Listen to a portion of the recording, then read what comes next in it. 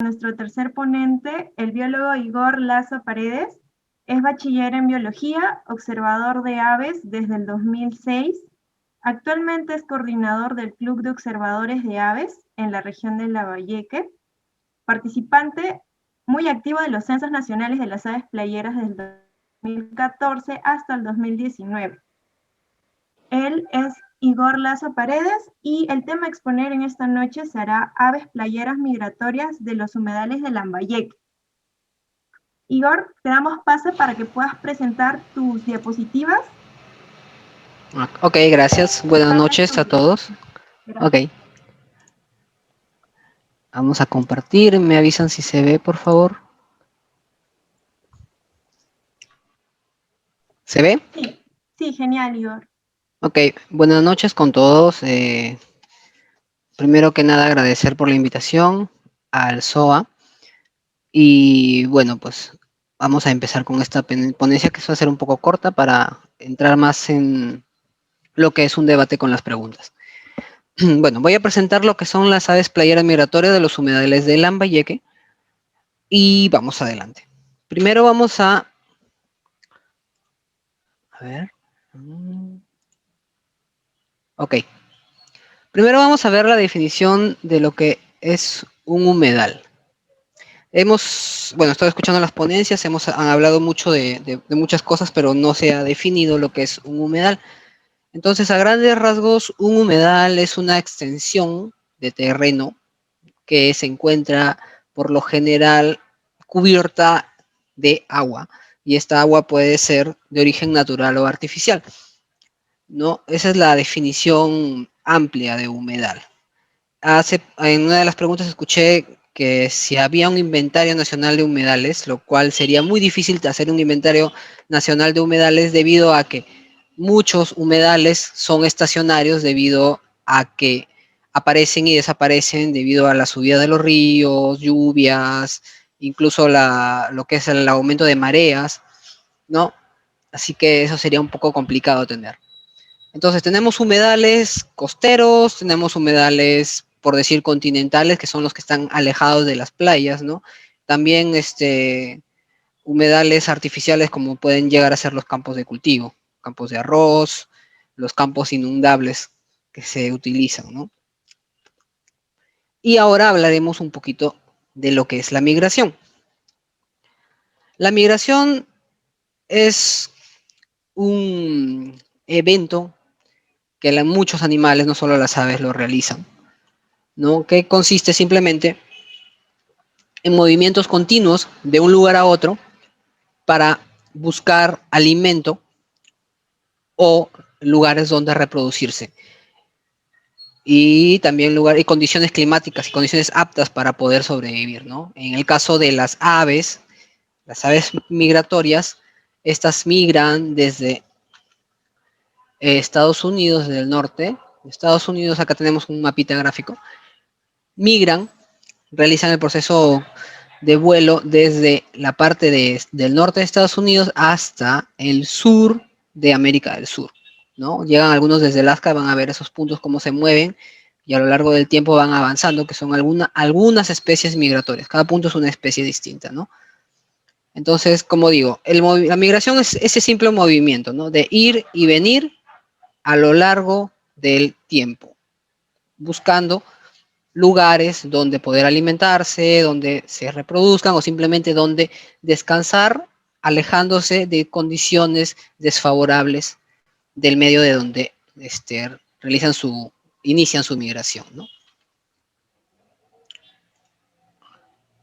Entonces aquí van a ver, bueno, acá hay una pequeña línea que incluye algo de 2000 kilómetros, ¿no? Y me di en la idea de medir más o menos una distancia aproximada de migración, puede llegar hasta los 10.000 kilómetros, ¿no? Y ya sabemos que hay aves que migran mucho más, que no son de parte del continente americano, pero que migran mucho más distancias, ¿no?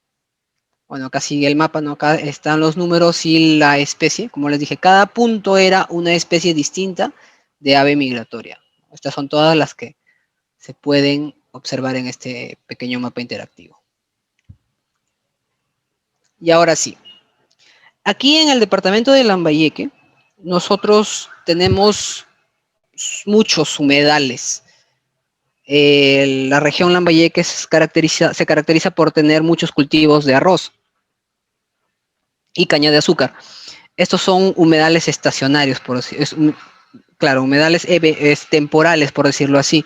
Pero los humedales reconocidos que puedo mencionar aquí y que son los que se incluyen dentro de los censos de aves playeras son del humedal de Eten, que es uno de los más conocidos, también es un punto importante para la observación de aves, el humedal de San José, que es el que observan aquí en la foto, que es un humedal que sufre mucho la presión de la población alrededor por la basura, y la desembocadura del río Saña, que es otro humedal que es reconocido. Y vamos directo con las aves. Ahora, aquí va una cuestión.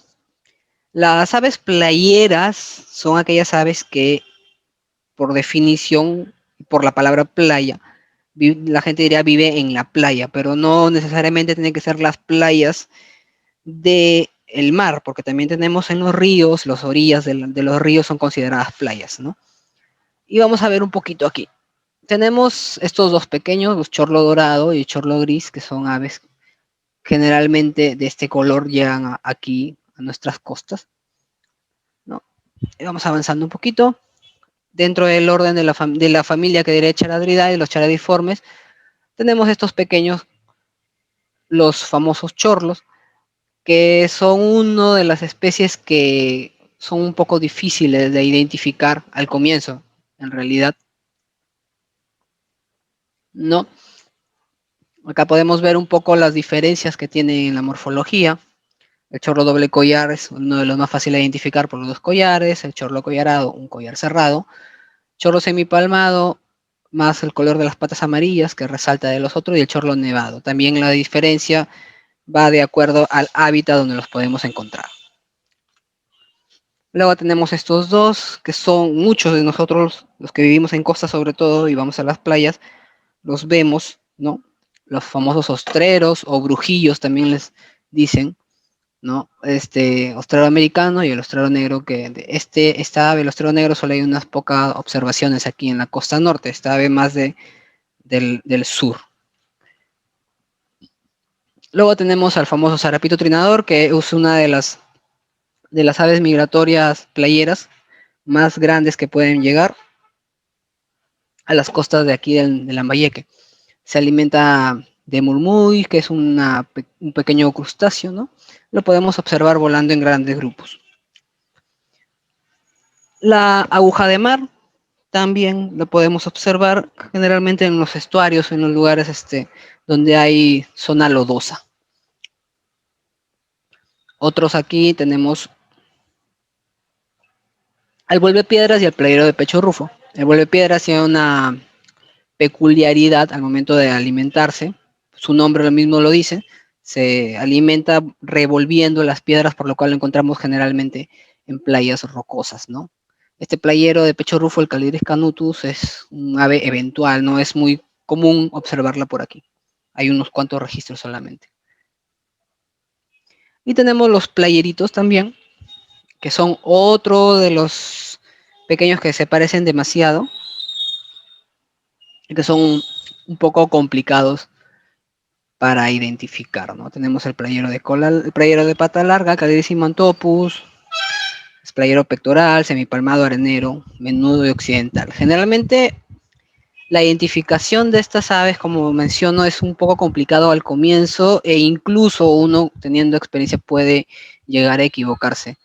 La literatura muchas veces te dice que observes el tamaño del pico, la relación del pico con la cabeza, si el pico es largo, recto, curvo, dónde se está alimentando, cuál es su hábitat, ¿no? Muchas veces nos confundimos, sobre todo con el playero Calidris minutila y Calidris pusila. Puede a veces parecer que Calidris pusila tiene el pico curvo y Calidris minutila anda en zonas lodosas, por los cuales sus patas generalmente están llenas de barro y son de color negro. Puede llegar a confundirse a simple vista, lo cual necesita un poco más de detalle y atención al momento de observarlos, ¿no?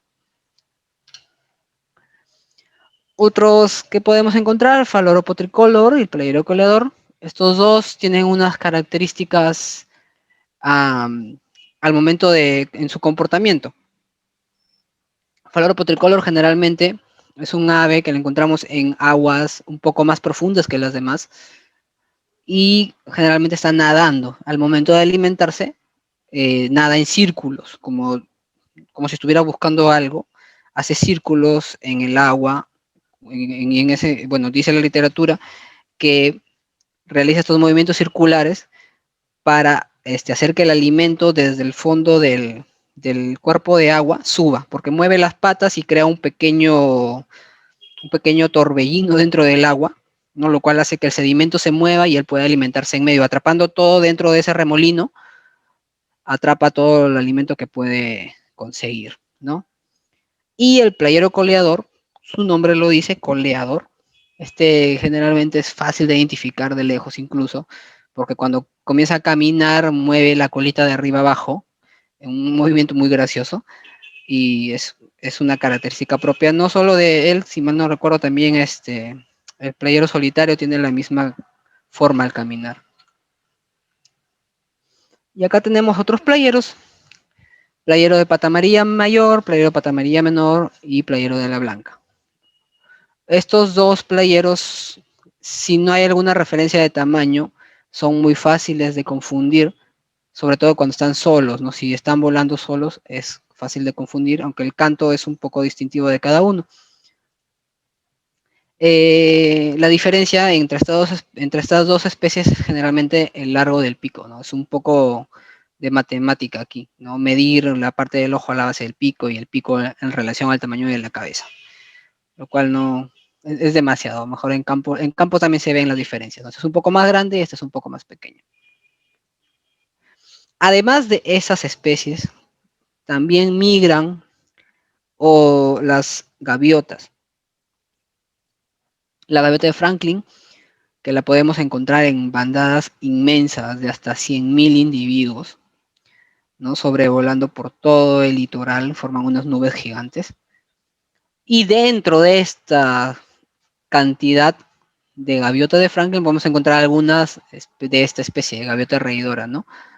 Que la diferencia en general en estas dos gaviotas es las marcas en las puntas de las alas. Aquí la gaviota de Franklin tiene las puntas con 2 o 3 puntos blancos y la gaviota reidora no tiene, todas las puntas de las primarias son de color negro. Y esta gaviota gris, es una hace migraciones dentro del país, migra generalmente desde la parte de la sierra y baja a las costas, no en verano como lo hacen las anteriores aves que he explicado, sino en la época de otoño-invierno. Otras que también migran y vienen desde muy lejos son los gaviotines, ¿no? Tenemos el gaviotín de pico negro, gaviotín común, gaviotín de pata negra, elegante y gaviotín real. Estos generalmente los encontramos también en bandadas mezcladas con las gaviotas de Franklin, pero son grupos, se juntan en la misma especie y dentro de las bandadas de gaviota de Franklin están ahí pequeños grupos de estos gaviotines, ¿no? Son muy fáciles de identificar al vuelo, tienen un vuelo totalmente distinto, ¿no? Ahora, al identificar la especie, hay muchas veces en los que hay mucha confusión, sobre todo el gaviotín común es un poco difícil de identificar con otros individuos por los tamaños. A veces no están totalmente coloreados, las plumas están desgastadas, no se puede observar bien puede ser presencia de la bruma de la brisa del mar, la nubosidad, la luz, el ángulo, todo eso puede confundir, ¿no? Y gracias, como les dije, la presentación iba a ser muy, muy, muy corta para poder dar paso a las preguntas. Ahí está el correo, cualquier cosa.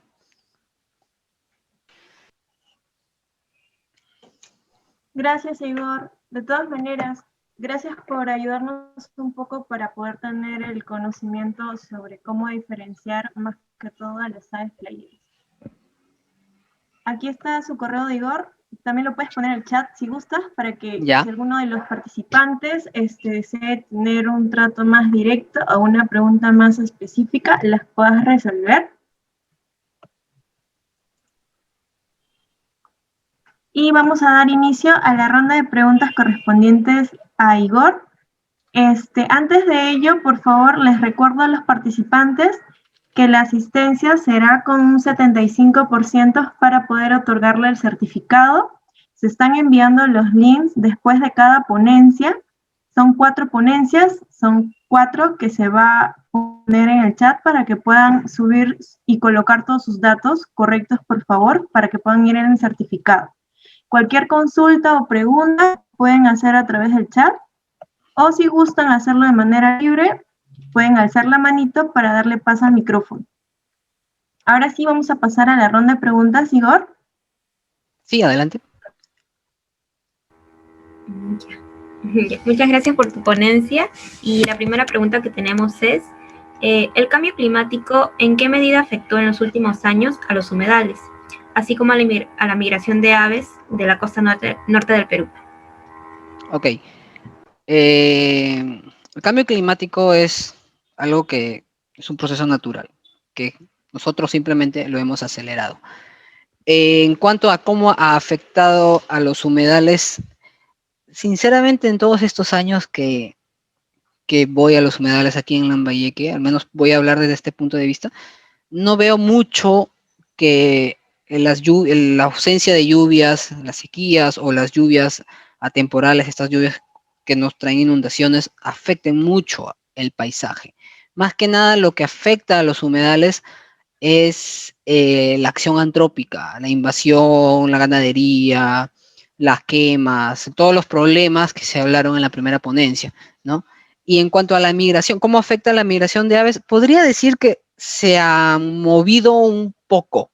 Antes solíamos observar a las playeras pequeñitas llegar a partir del mes de octubre, noviembre, y estas veces, durante los últimos 3, 4 años, creo que están empezando a llegar desde agosto, septiembre, y se están yendo en febrero, en marzo, incluso hasta abril, pero no es tan, ¿cómo decirlo?, tan observable, no se puede sacar una conclusión adelantada de esto, ¿no? De hecho, que hay censos de las aves, y estos censos, si se realizan durante más años, se podría obtener algún tipo de variación, ¿no? Y ver qué especies durante los últimos 10, 15, 20 años se avistan más o se avistan menos, y relacionar esa información con eventos climáticos, ¿no? Bien, la siguiente pregunta es, ¿cuáles son las aves marinas migratorias de mayor abundancia encontrada en los humedales de la costa norte del Perú? Ajá. Ya. A ver, un momento, ¿dónde está? Lo tenía por acá. Ya. Mira, existe un libro que se llama El Atlas de las Aves Playeras del Perú. Se lo pueden encontrar en PDF. En este atlas hay una parte donde se encuentran los lugares donde fueron registradas la mayor cantidad de individuos por especie, ¿no? Yo podría decirte a mi criterio que la mayor cantidad de especie de playera migratoria que podrías encontrar es Calidris alba, el playerito arenero, ¿no? Pero no podría decirte con exactitud cuál es, pero a mi parecer es esa la especie que podemos encontrar con mayor cantidad de individuos aquí en la costa del Perú. Gracias por la respuesta. Y la tercera pregunta que tenemos es si existe algún comportamiento etológico diferencial entre los calidris. Ajá, muy buena pregunta. Sí, por ejemplo, vamos a hablar de algunas, a ver, lo que he observado. Calidris alba, que es del que hablé hace poco, Calidris arenero, generalmente se alimenta a orilla de playa, ¿no? Siempre lo vamos a encontrar corriendo en el vaivén de las olas. Pocas veces se aleja de la zona intermareal. A veces lo podemos encontrar en lugares de aguas empozadas, por decirlo así, ¿no? Pequeñas lagunas, junto con Calidris minutila y Calidris pusila. Ahora, estos dos individuos, Calidris minutila y Calidris pusila, se comportan casi de la misma manera. Se alimentan igual, con el movimiento de punteo, como una máquina de coser dentro del fango buscando alimento, ¿no? Ahora, a diferenciar estas especies, como dije, es por cuestión morfológica. Luego tenemos el Calidris virgata, que este generalmente lo encontramos en lugares de playas rocosas. Calidris imantopus, que es un calidris mucho más grande que los otros mencionados, al tener las patas más largas y el pico más largo, se alimenta en lugares donde el agua es un poco más profunda. Y eso es lo que hace que la mayoría de especies de aves playeras, no solo migratorias, sino aves playeras en general, aves que viven en humedales, no tengan mucha competencia por el alimento. Podemos encontrar 20, 30 especies en una sola laguna y no hay una competencia drástica por el alimento debido a que su morfología es totalmente diferente. Tienen patas más largas, picos más cortos, picos en punta, picos curvos que le permite alimentarse y posicionarse en diferentes lugares para encontrar el alimento.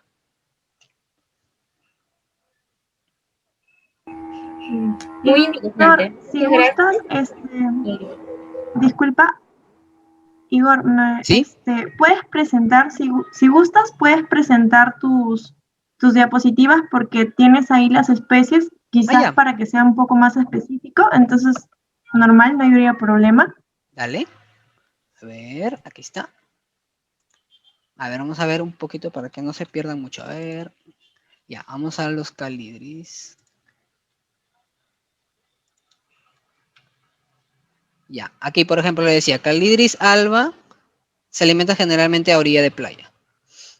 Estos tres, bueno, en realidad estos 5 de acá, casi siempre andan en lugares de pequeñas lagunas, bordes de terreno lodoso. Minutila y Pusila generalmente andan juntos, no pegados, pero juntos en el mismo espacio.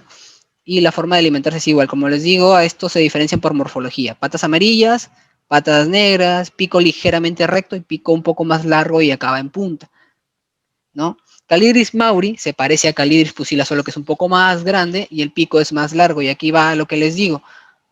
Si este Calidris pusila se alimenta hasta cierta altura, a nivel de profundidad, hacia cierta profundidad, Calidris mauri puede alimentarse más profundo y como tiene las patas más largas y es un poco más grande, puede caminar más adentro de un cuerpo de agua.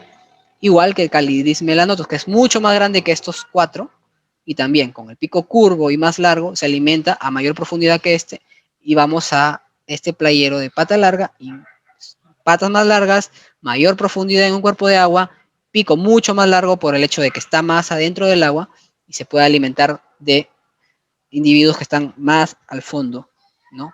Del lugar, del agua, ¿no?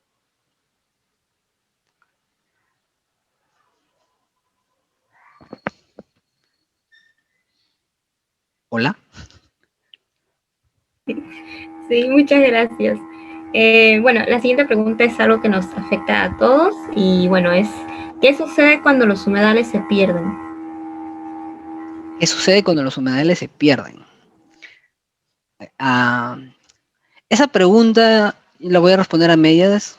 Creo que al final, si es que los ponentes están, podrían hacer también, responder a esta pregunta, ¿qué es lo que podría suceder? Yo hasta ahora no veo algún humedal perdido, por decirlo así, pero sí he visto cómo se han ido destruyendo y cómo han ido disminuyendo en territorio, ¿no? En terreno.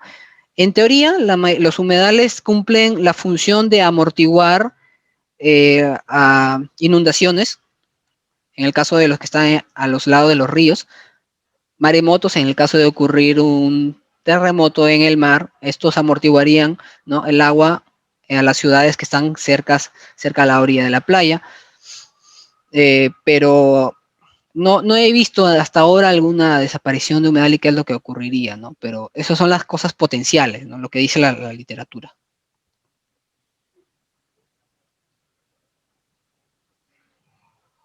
Bien, entonces al final veremos, bueno, la respuesta culminada.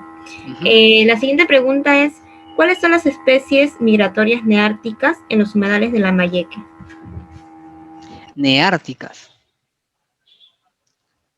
A ver.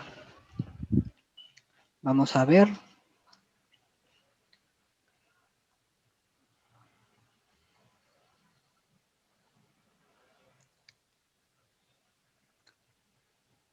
Ok, ya. Generalmente, vamos a decirlo así, en el mapa anterior, bueno, si se acuerdan del gráfico, ¿verdad? Vamos acá, este gráfico, ¿no? Si se dan cuenta, la gran mayoría de especies son neárticas. Bien, comiencen a ver el mapa, empiezan desde aquí. Aunque sí existe una teoría de que las aves en lugar de migrar de norte a sur, migran de sur a norte. No, existe esa pregunta también. Pero la mayoría y la gran mayoría de las que he presentado son aquellas que son neárticas y que vienen a pasar nuestro verano y ellos huyendo de su invierno, ¿no? Hacia aquí. Que son en realidad casi todas las que he presentado en la diapositiva.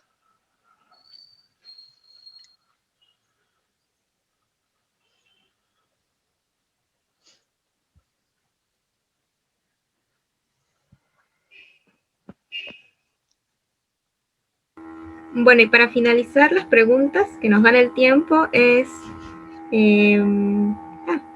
bueno, debido al tipo de alimentación que tienen las aves, la contaminación a nivel de sedimentos, ¿cómo las afectarían? Esa es una muy buena pregunta. Eh, existe unos estudios que se están realizando ahora aquí en Perú sobre microplásticos, ¿no? Y mesoplásticos. En realidad, la contaminación en su mayoría es por residuos sólidos. Estos residuos sólidos son a largo plazo y dentro de algunos años van a afectar a no solamente a las aves, sino a muchos, incluso a nosotros mismos. No sé si habrán leído, pero saliendo un poco del tema, ya se han encontrado microplásticos en las placentas de humanos en algunos países de Europa. A la larga, y esto ya es una hipótesis, va a afectar mucho, porque si algún individuo, sea ave, mamífero, reptil, consume plástico o consume algo que su estómago no puede degradar, simplemente va a sentirse siempre lleno y va a dejar de alimentarse y va a morir por inanición, lo cual, como digo ahorita, es una hipótesis, ¿no? Pero de hecho que sí, la contaminación por residuos sólidos a lo largo del tiempo va a afectar mucho y ya se tendrían que ver formas para mermar este tipo de contaminación, ¿no?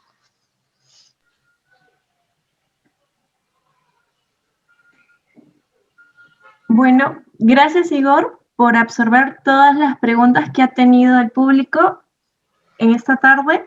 De todas maneras, agradecerte por la ponencia también